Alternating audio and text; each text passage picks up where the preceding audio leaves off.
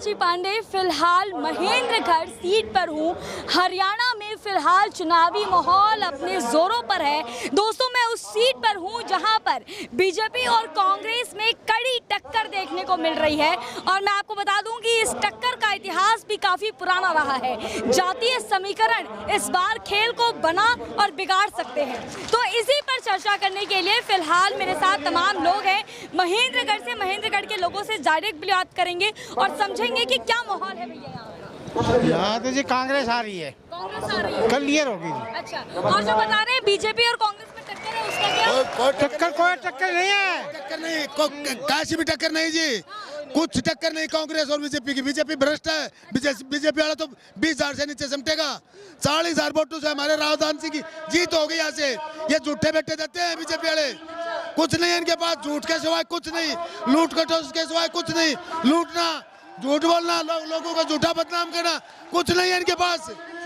तो ये कहा जा रहा है कि बीजेपी का कैंडिडेट भी बड़ा मजबूत है। नहीं जी, कुछ नहीं। बीजेपी चोरों की है। बीजेपी चोर किया। बीजेपी चोरों की है। बीजेपी क्या किया बीजेपी ने? महेंद्रगढ़ बीज इक्वल टू रामविलास शर्मा।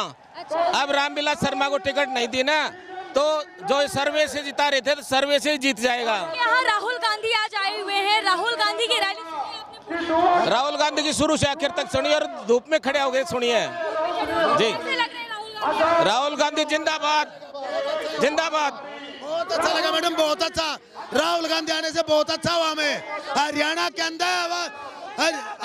अंदर भारी मतों से जीत होगी। चौधरी भूपेंद्र हुड्डा सीएम बनेंगे। राहुल गांधी डिप्टी सीएम बनेंगे मैडम। मोदी जी कहते हैं मैंने हरियाणा की रोटी खाई है। मोदी जी ने हरियाणा की रोटी खोस ली। खा के कैसे खुआई को नहीं हमने। खा को मारी, खुआई को नहीं मैडम। हमने खा को, हमने मट्टी मिला को। एक भी नौकरी पक्की नहीं है, सारी नौकरी कच्ची। खट्टर नहीं पसंद आए, सैनी जी तो पसंद आए होंगे। सैनी को तो संभला ही नहीं है। सैनी के संभल में नहीं आ रहा क्या नहीं है। सैनी को समझ में नहीं आया, खट्टर भाग गया। सैनी को मुख्यमंत्री क्यों बनाया था? सैनियों का वोट लेने के लिए बनाया गया था। सैनी से बावड़े नहीं। हमने बता दिया, खट्टर छुप गया, सैनी को कटघरे में खड़ा कर दिया। कांग्रेस आ रही है। यहाँ पे जो है वो राहुल गांधी का एक जन संबोधन था जिसमें तमाम लोग आए हुए थे। हम लोग सोचा जरा उनसे भी बातचीत कर ली जाए और समझा जाए कि इस जन संबोधन में उन्होंने क्या चीज़ सुनी है, क्या देखी है और उनकी आखिर क्या मंशा है। इसी सवाल के साथ हम सबसे पहले आपसे जुड़ेंगे। क्या मुद्दे हैं इस बार, किन चीज़ों को ध्यान में रखकर आप लोग वोट करें? जी, हम यहाँ पे हरियाणा में एक तो महंगाई है जी, महंगाई बहुत ज़्यादा होगी। दूसरा बेरोजगारी है जी। कभी हरियाणा कांग्रेस की सरकार में आज से 10 साल पहले 1 नंबर पे रोजगार में था। अभी बेरोजगारी में 1 नंबर पे है। अच्छा। अभी बेरोजगारी में 1 नंबर पे है इंडिया के अंदर। अच्छा। हरियाणा। अगर मैं आपके यहाँ की बात करूँ महेंद्रगढ़ की प्रॉपर्ली, तो यहाँ पर क्या मुद्दे होने वाले हैं जिनको लोग वोट करें? जैसे बेरोजगारी, महंगाई, ये तो पूरे देश के लिए ही है। दूसरा यहाँ पे बेसिक एक जो मेन मुद्दा है वो है अग्निवीर का। अच्छा। इन्होंने एक कच्ची फौज बना दी। फौज भी कच्ची पक्की, हमने पहली बार देखा कि कच्ची पक्की फौज होती है। ठीक है, ये वो धरती है जहाँ पे हिंदुस्तान में सबसे ज़्यादा फौजी पाए जाते हैं यहाँ पे। अच्छा। हाँ, महेंद्रगढ़ से। हाँ, आप वजह से लोग ज़्यादा नाराज हैं। बिल्कुल नाराज हैं जी। आप हर गांव में जाइए, शहीदों की आपको हर गांव में 2-2, 3-3 मूर्तियाँ लगी मिलेंगी, क्योंकि ये लोग राष्ट्रभक्त हैं। ये राष्ट्रभक्त का गीत तो गाते हैं लेकिन एक्चुअली होता कुछ और ही है। अच्छा, आपके प्रधानमंत्री जो है हमारे, वो आते हैं और ये कहते हैं कि अभी तक हरियाणा में जितना विकास हुआ है नौजवानों और किसानों को लेकर, वो सब ठप हो जाएगा अगर कांग्रेस की सरकार आएगी। इस पर नहीं, ठप कैसे हो जाएगा? कांग्रेस ने तो पहले विकास किया है। हरियाणा को 1 नंबर पे रखा था।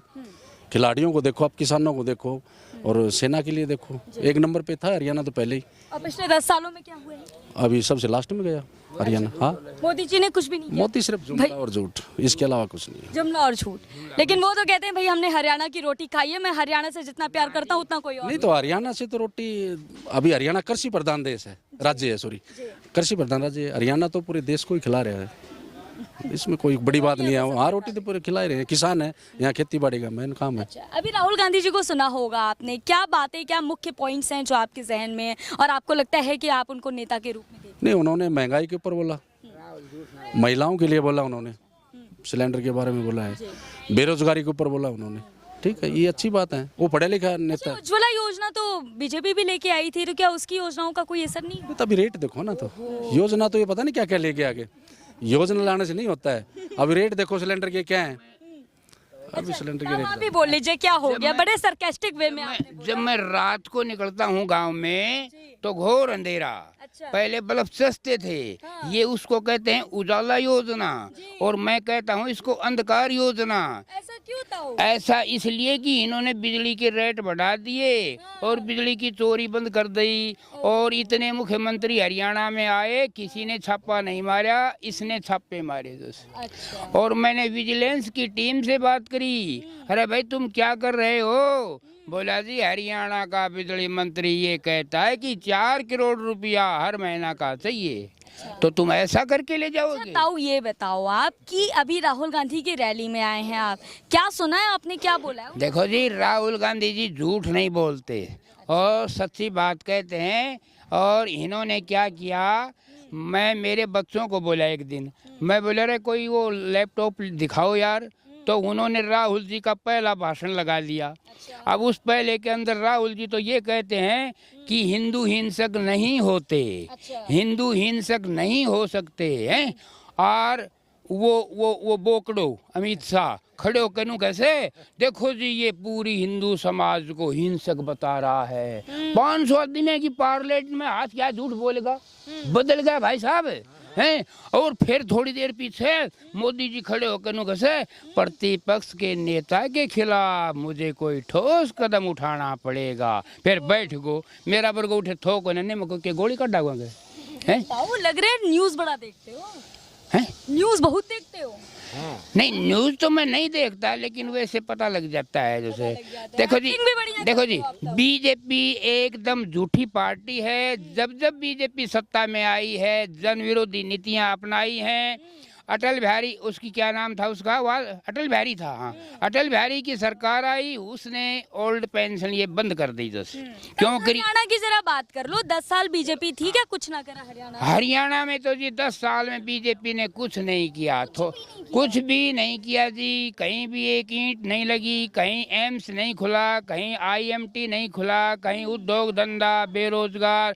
हरियाणा के स्कूल बंद हो चुके हैं और हरियाणा के टीचर 100 किलोमीटर दूर गुड़गांवा हैं, फतेहाबाद, दूर दूर नौकरी करते हैं। अच्छा, तो फिर आएंगे आपके पास, जरा आप ही बताइए, युवा हैं आप, क्या मुद्दे हैं जिनको लेके वोट करेंगे? हमारा मुद्दा ये है, जो महेंद्रगढ़ जिला है, आज ये जिस ग्राउंड पास रैली हुई है, पहले आज 10 साल पहले हम देखते थे तो यहाँ के 10-15 गांव के लोग बच्चे यहाँ पर एक्सरसाइज करने, अपनी जॉब के लिए तैयारी करने आते थे फिजिकली। आज आप शाम को अगर आकर देखोगे यहाँ पर नशा पता सबसे ज़्यादा बच्चे यहाँ पर आकर बैठते हैं मैम। ये ग्राउंड के लिए आप सरकार को दोषी मानते हैं? सरकार को दोषी मानते हैं मैम। जैसे बेरोजगारी बढ़ती है, लोग बच्चे नशे की तरफ जाते हैं, गुंडागर्दी की तरफ जाते हैं, और उनको जब उनको रोजगार ही नहीं मिलेगा तो बेरोजगार को देखते हुए वो इन्हीं चीज़ों में आप शामिल हो जाते हैं। रोजगार हो गया, महंगाई हो गई, तीसरा मुद्दा आपसे जानेंगे आप। तीसरा मुद्दा, सबसे पहले तो मैं आपको ये बता देता हूँ, अभी आप पूछ रहे थे ताऊ जी से कि बीजेपी ने 10 साल में क्या किया।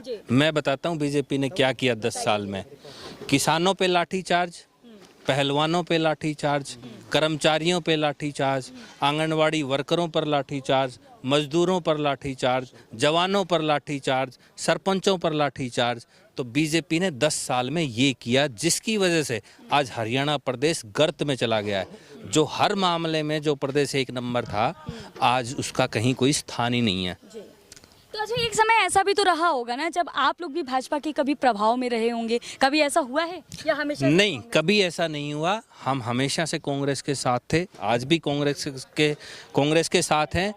और ख़ास करके अगर महेंद्रगढ़ हलके की बात करी जाए, 1966 में हरियाणा बना था, उसके बाद से हर पार्टी की सरकार हरियाणा में आई, लेकिन यहाँ सिर्फ और सिर्फ एक बार विकास के नाम पर काम हुए।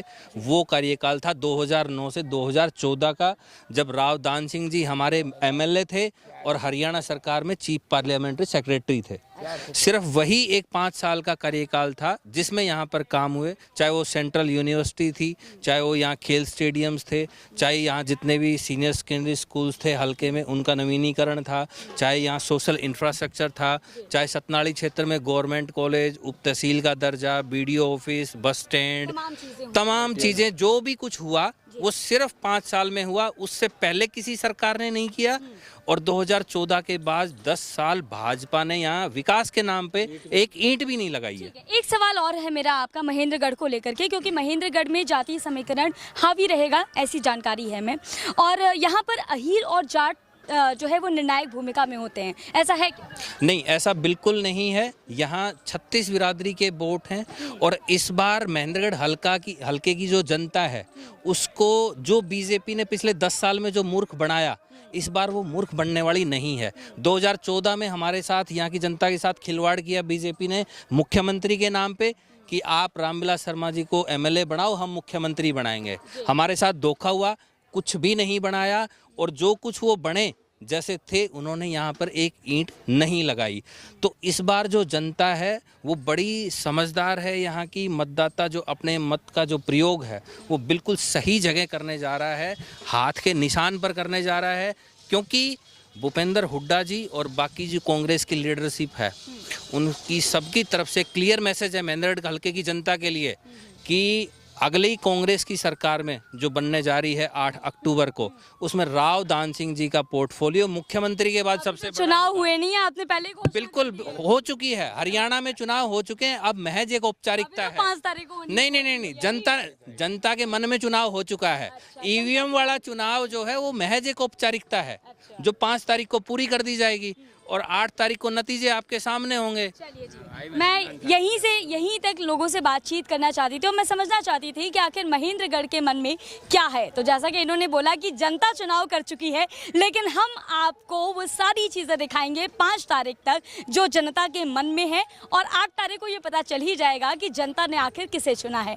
ऐसे और भी वीडियोज़ के लिए आप हमारे साथ यूँ ही बने रहिए। नमस्कार, धन्यवाद।